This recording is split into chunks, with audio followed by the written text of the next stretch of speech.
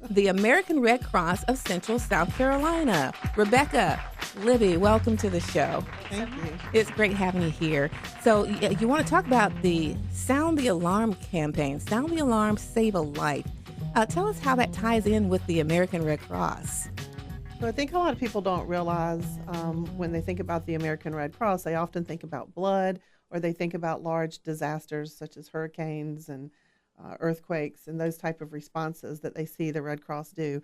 But every day here in South Carolina, we are responding to home fires. So every 3.9 hours here in the state, we respond to a home fire, and we provide resources for people to give them a place to go when they've lost everything in their home. They have no clothes. They don't have, sometimes they've lost their glasses or their dentures or their medication, and give them a place to go and just help them get back on their feet. So we've got a campaign that we've been working on for the last few years, where we have actually worked with our local fire departments and the state fire marshal's office to install smoke alarms in people's homes, especially homes that are high risk. And so this is just a way for us to educate people and get the word out, sound the alarm, to make sure that people have working smoke alarms in their homes, that the batteries are up to date. But these new smoke alarms have a 10-year lithium battery in them. Oh, really? So you don't have that 6-month chirping that a In lot the of middle of the people night. in the middle of the night to change the battery out. But we do replace the batteries in those that are still within their expiration date. I did not know until I came to the Red Cross that smoke alarms actually have an expiration date on them. Okay. So it's important when you're checking for your batteries to also check and make sure that your alarm itself is not expired. Okay. Is there a cost for getting the batteries from the American Red Cross? So for this program, there is not. And people can always call their local fire departments as well.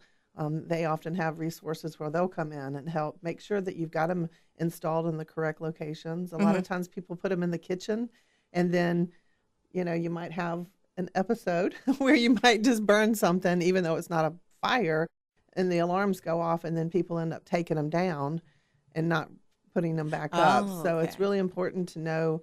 And we have a lot of resources on our website at redcross.org that explain about setting up a plan with your family. It's important for everybody in the family to know what the plan is if there was a fire in the home. Right. And I'm glad to know about the alarm. I was just thinking, I do have an alarm. It's ready to be replaced, and it has that little beep, beep, that annoying Very sound. annoying. Change me. That's right. All right. Now, we all know that it takes a lot of blood donations every day to fill the shelves. And so, Libby, that's kind of like your baby. You encourage people to donate blood. That's right. The American Red Cross has to collect about 14,000 units of blood each day to provide for the hospital patients in need. So we work with 2,600 hospitals across the United States, and we have to collect blood every day and have it on the shelf ready for the patients when they need it. It's not something that we can say, this patient just got in a car accident, we need 10 units of blood. That blood has to be on the shelf waiting for them. And I didn't know that the blood sometimes does not stay in our area. Sometimes we might have to ship our blood off to help in other disasters. Right. We have a relationship with hospitals all across the United States, and we're going to send the blood to the places that need it most. So each hospital tells us what they need, what they have coming up, and try to stay prepared for what they anticipate coming into their hospital. So if we collect the blood here, but there's a need in Birmingham, Alabama, then we'll send the blood to Birmingham, Alabama. Okay. If the need is right here in our town, we're going to take care of our own hospitals too. We have a great relationship with our local hospitals as well. Okay, and which is exactly why we need to continue to replenish. And so how many days can you wait before you donate again? Okay, you can actually donate blood every 56 days. Okay. Most people do not donate blood every 56 days. They might donate once or twice a year when their church holds a blood drive, or we want to make it really convenient for people to donate, which is why we try to go into your businesses and organizations and schools and churches and try to make it convenient for people to donate on their time instead of expecting them to come out on the weekends or after work. We know people are busy. So we work with our local businesses to try to make it as convenient and fun as possible. And tell everyone how the recent train wreck, how you were able to help in that situation.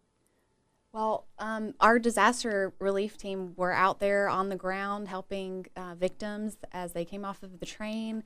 I've seen some really neat thank you letters coming in from folks that received assistance, but also that's just a great example to show that those that did need to go to the hospital that may have lost blood in the accident, the blood has to be on the shelf already, ready for them when they get there. So it's just another reminder that you never know when an accident is going to happen. Exactly. And you never know. There's so many things that you can do to help the American Red Cross. People think, like Rebecca said, it's just about blood. But it's blood donations. I understand you have training classes that you can take. We do. We have a very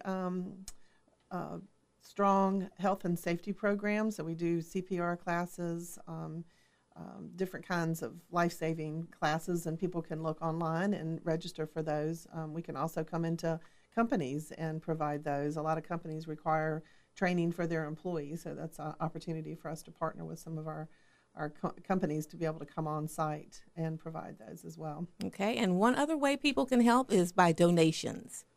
Donations, absolutely. It helps us fulfill our mission and to be able to respond 24/7 to any type of disaster, whether it's a home fire or hurricanes.